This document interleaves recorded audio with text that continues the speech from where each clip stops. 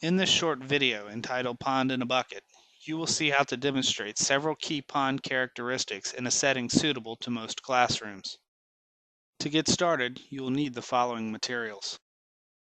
For this demonstration, we compared two treatments, each replicated, and had one control.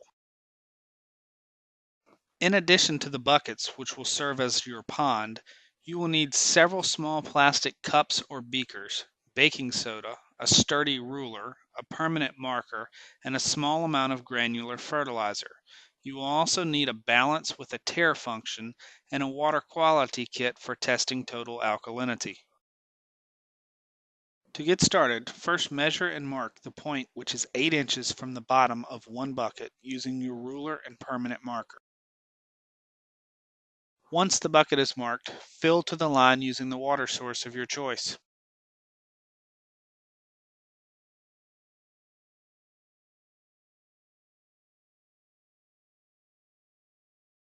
When filled to the line, pour the contents of the marked bucket into one of the empty buckets. Repeat these steps until all the buckets are filled with the same volume of water. Now it is time to measure the total alkalinity of our water source. We are using a Lamont water quality kit for this demonstration. Other kits are available and you should follow their instructions. We first need to get a sample using the included sample bottle shown here. Once the sample has been taken, we need to select the appropriate syringe, which in this demonstration is labeled 0382. Refer to your kit's direction to ensure you are using the correct equipment for accurate results. We then proceed to load the correct syringe with alkalinity titration reagent B. Care should be taken to remove any air bubbles that may be present in the syringe after filling and before proceeding. The syringe is filled to the 0 mark as seen here.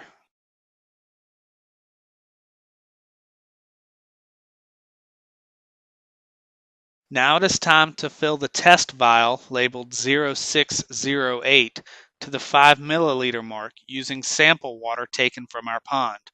Remember to read from the bottom of the meniscus.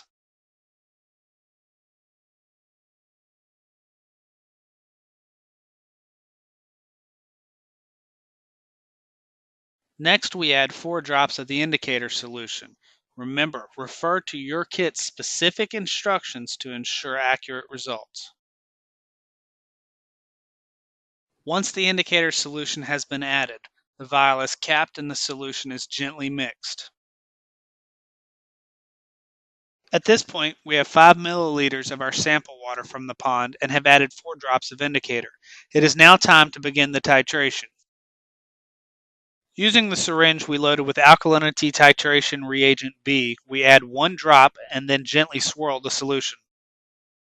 We repeat the procedure 1 drop at a time until the solution changes from blue to pink. You then add 1 additional drop of titration reagent to determine if the solution continues to change colors. If there is no additional change, the reading taken before the additional drop is added is the total alkalinity of the sample. If there is a change following the additional drop, you should take another reading from the syringe. Continue to alternate adding 1 drop and recording a value from the syringe until there is no additional change in color.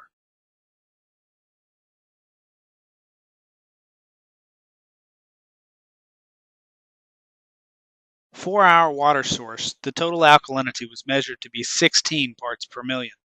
For our ponds to bloom appropriately, we need a total alkalinity of greater than 20 parts per million. In ponds, most of the total alkalinity is from carbonate and bicarbonate. Because of this, we can add baking soda, a source of bicarbonate, to increase the total alkalinity of our pond. Using our balance with the tare function, we measure out 1.25 grams of baking soda for each of our treatment ponds.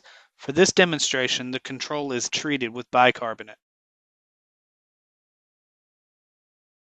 For each treatment pond, 1.25 grams of baking soda is added and then stirred to help it dissolve. After 1 hour, the total alkalinity is measured again using the same procedure.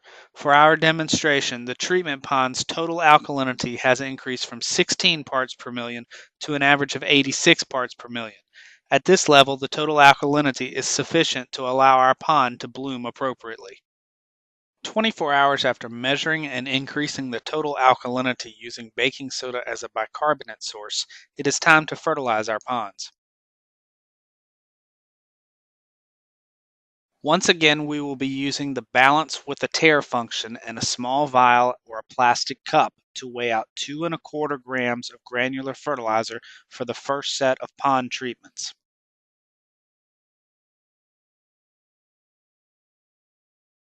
For the second set of pond treatments, we will follow the same procedure and weigh out 4.5 grams of granular fertilizer. We are nearly ready to transfer the measured amounts of granular fertilizer to their respective ponds. First, however, we will crush the fertilizer to aid its dissolution and increase the algae bloom time in our ponds. Before adding fertilizer, label 2 ponds as treatment 1, 2 ponds as treatment 2, and 1 pond as control based on how much fertilizer will be added to that particular pond. Remember, our 5th pond, the control, receives no fertilizer. It is now time to add our crushed fertilizer to the appropriate pond and stir. Each day after, the pond should be stirred to further increase the dissolution of the added fertilizer. These photocomposites are of our 2 ponds treated with 2.25 grams of crushed fertilizer compared to our 2 ponds treated with 4½ grams of fertilizer. Our control pond is the one in the middle.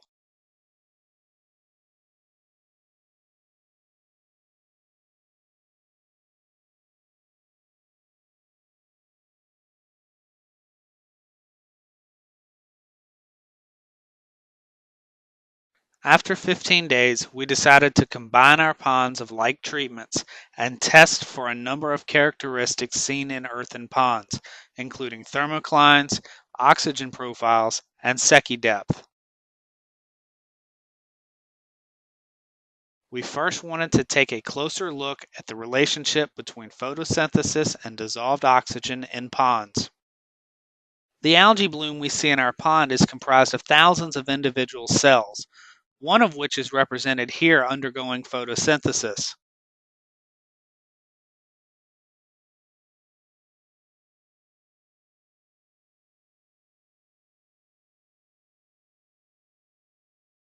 The energy source for the photosynthesis reaction is the sun.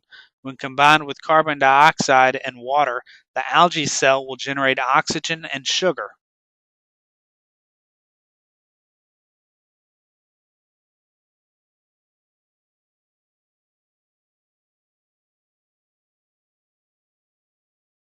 To demonstrate this in our pond, we use a battery-powered dissolved oxygen meter.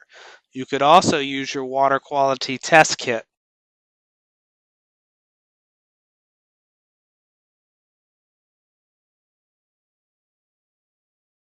Stratification across a thermocline can be seen in earthen ponds and can be demonstrated in our pond in a bucket by following these steps. Place your pond in a bucket in a dark room overnight. This step removes the energy source for the photosynthesis reaction. Without the sun as an energy source for photosynthesis, the algae cells begin respiration.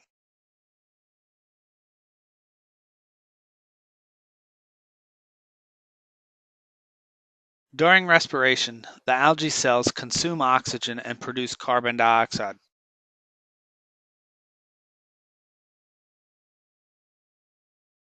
The respiration reaction is the reverse of the photosynthesis reaction.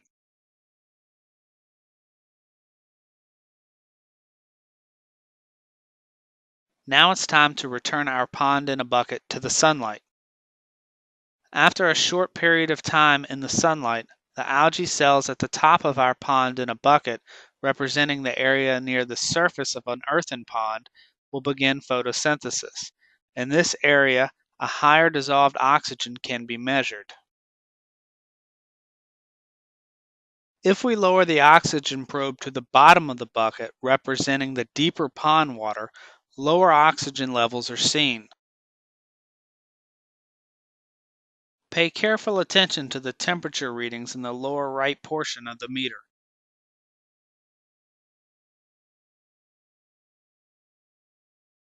The final pond characteristic we looked at was the Secchi depth. This is important in determining if a pond needs to be fertilized. To do this, you will need a Secchi disc, which you can make yourself, and a tape measure.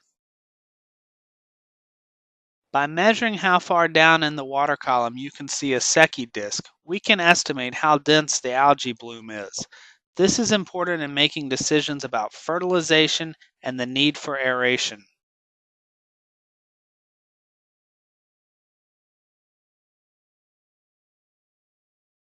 In our pond in a bucket, our Secchi depth was measured to be around 8 inches. This table correlates the Secchi depth reading with the bloom status, the need for fertilization, and the risk of a low oxygen event in our pond. For additional reading on this topic,